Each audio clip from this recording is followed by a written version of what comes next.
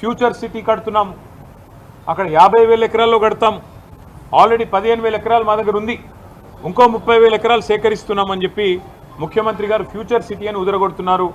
ఎయిర్పోర్ట్కి కిందికి ఆనాడు ఫార్మా సిటీ కోసం మేము సేకరించిన భూముల్లో ఈరోజు పేరు మార్చి ఫ్యూచర్ సిటీ అంటున్నారు.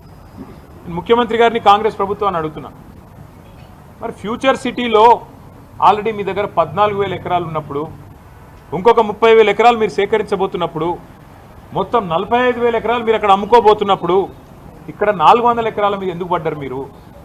ఈ 400 ఎకరాల్లో నిన్న మొన్న మీరు చూసింటారు, వందల సంఖ్యలో మెషిన్లు పోయి అర్ధరాత్రి.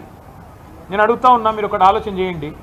శుక్రవారం, శనివారం, ఆదివారం, ఈరోజు సోమవారం రంజాన్. ప్రభుత్వానికి తెలిసి 4 రోజులు కోర్టుకు సెలవులని, అందుకే ఇబ్బడి ముబ్బడిగా మెషిన్లను పంపి వందల సంఖ్యలో పోలీసు వాళ్ళను పెట్టి అడ్డం వచ్చిన పిల్లలను ఇష్టం వచ్చినట్టు కొట్టి వాళ్ళను ఆడపిల్లలను చూడకుండా బట్టలు చింపి ఒక దుశ్శాసన పర్వానికి తెరదీసి ఇంత అరాచకం ఏదైతే రేవంత్ రెడ్డి ప్రభుత్వం చేస్తున్నదో